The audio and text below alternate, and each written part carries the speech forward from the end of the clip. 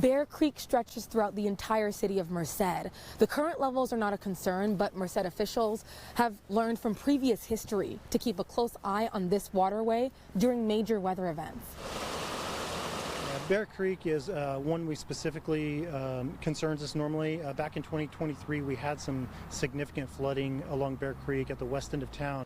That history is one of the many reasons why Merced officials closely monitor their waterways. It's a practice the city's fire department will implement over the next few days.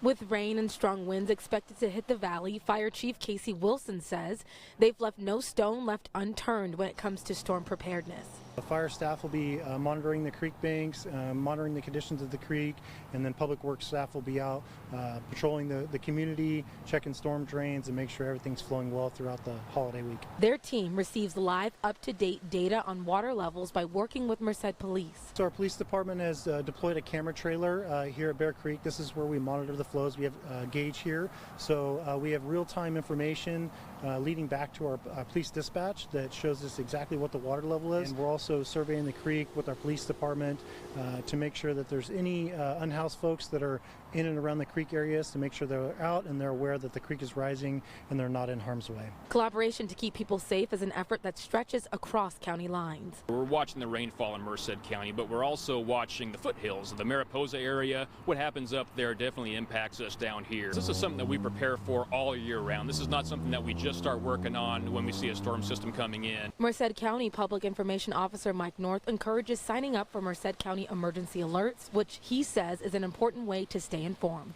That helps us notify people, not just if there's impacts from a storm system, but any type of emergency. Crews will also be monitoring the roads because flooding is also a concern on the streets. And if you're headed out to any Christmas destinations this week, driving, officials say use extra caution. Reporting in Merced, Sydney Charles, CBS 47 Eyewitness News.